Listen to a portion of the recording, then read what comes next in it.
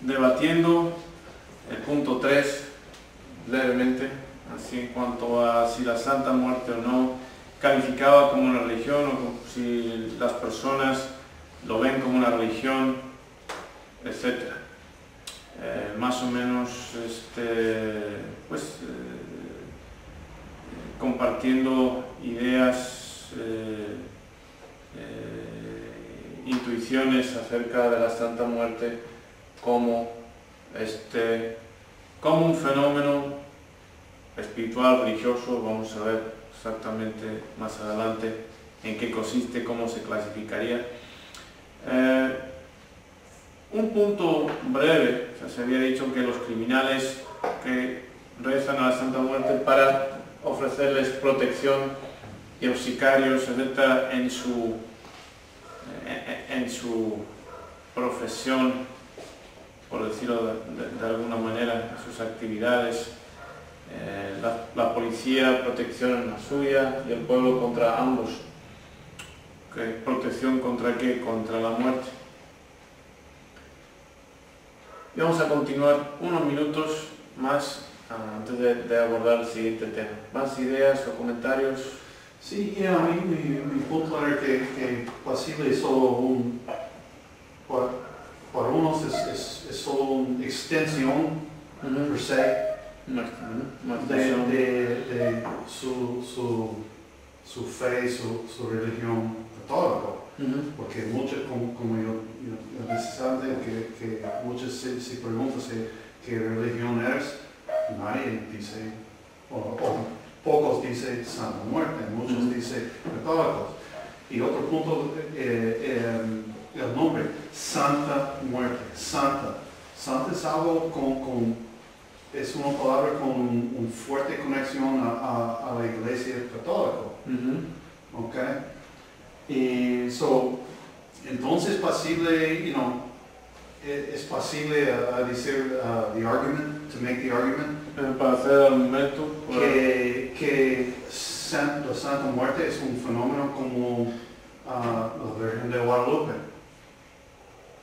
Ok, sí, sí. Y este es mi punto, ¿no?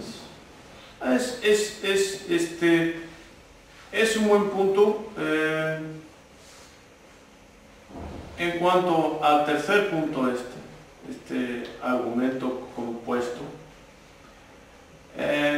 ¿cuál es la esencia de lo que está tratando de transmitir? ¿Hay una pregunta o comentario? Sí. Ahorita con lo que dijo George de la Santa Muerte, lo de entonces Santa Muerte no sería como de la religión católica. No, porque como dicen, la Iglesia Católica, su posición en cuanto a la Santa Muerte es que la muerte no es un santo, no puede ser un santo. Un santo tiene que ser una persona que vivió, tuvo unos milagros confirmados, etcétera, etcétera. O sea, hay un criterio, y el criterio no tiene que ser un ser humano. Entonces, la muerte no es un santo. O sea, la Iglesia Católica es inequívoca en cuanto a su posición respecto a la Santa Muerte, es pagánico, algunos lo califican como diabólico, adoración al demonio, etc. O sea, no es algo ni remotamente aceptable dentro de la religión católica. Brevemente, recuerda, por ejemplo, los primeros seguidores de Jesús, judíos, pues se consideraban judíos. No eran un movimiento de reforma dentro del judaísmo.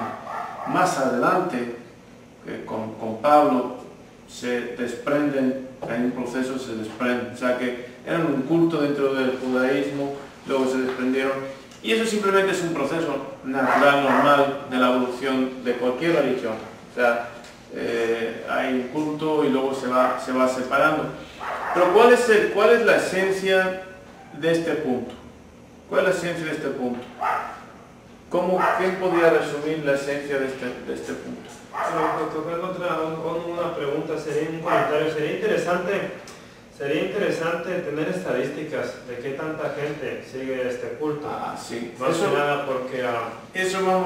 todo eso vamos a verlo. Simplemente ahora estamos en pues, unas reflexiones muy preliminares. La esencia de esto a mí es que la gente tiene problemas y son buscando para algo para ayudar. Ok, muy bien. Entonces la gente tiene problemas, está buscando problemas relacionados a los dos puntos anteriores, ¿verdad? A la violencia, al caos, a la desesperación, y están tratando de encontrar una forma. Entonces, y esto es nada más que un producto de los... Exactamente. Sí, los problemas que son... Es un síntoma. Es un síntoma. Sí. Entonces, lo económico, violencia... ¿cómo se califica el síntoma? Si es una secta, un culto, una nueva religión en formación. En realidad, pues, simplemente esos son los detalles, pero la esencia, creo que lo ha resumido George, es un síntoma de un problema serio en la población. Y es una forma de ayudarnos, o es una perspectiva a la naturaleza del problema, cómo está afectando la población. Porque muchas veces, cuando analistas políticos hacen sus reportes, sus estudios, o analistas militares preparan reportes de inteligencia, no añaden esa dimensión psicológica, ¿okay? No tienen esa dimensión psicológica del pueblo, ¿okay? Se ciñen a ciertos datos así más concretos, más materiales de infraestructura, Producto Nacional Bruto, o sea, pero hay algunas cosas que, una perspectiva, unos síntomas que nos pueden decir mucho, indicaciones de cómo está la situación para México, porque mucho de esto tiene que ver con, ¿cómo se llama? México y Estados Unidos juntos y revueltos en crisis. Es una forma, otra medida de evaluar la crisis. Ok, vamos a ver cómo van a descubrir para la siguiente lectura. Hay una cantidad de preguntas detalladas cuanto a esto. Ok, número 4.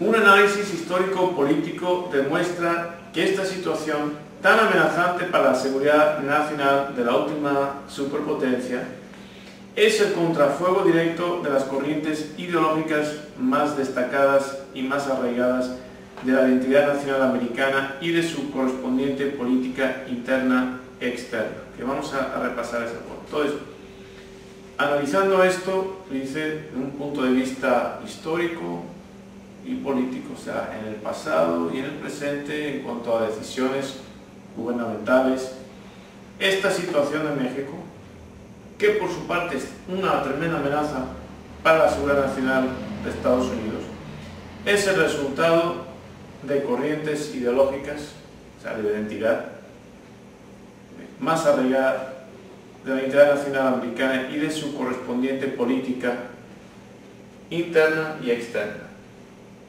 O sea, la política interna y externa de los Estados Unidos, a través de la historia, de su historia, ha llevado a México a este punto. Esa es parte de la tesis que se presenta en este punto. Es decir, en resumen, las raíces de la presente crisis de México se encuentran inequívocamente en dos subpuntos: los esquemas culturales deshumanizadamente racistas,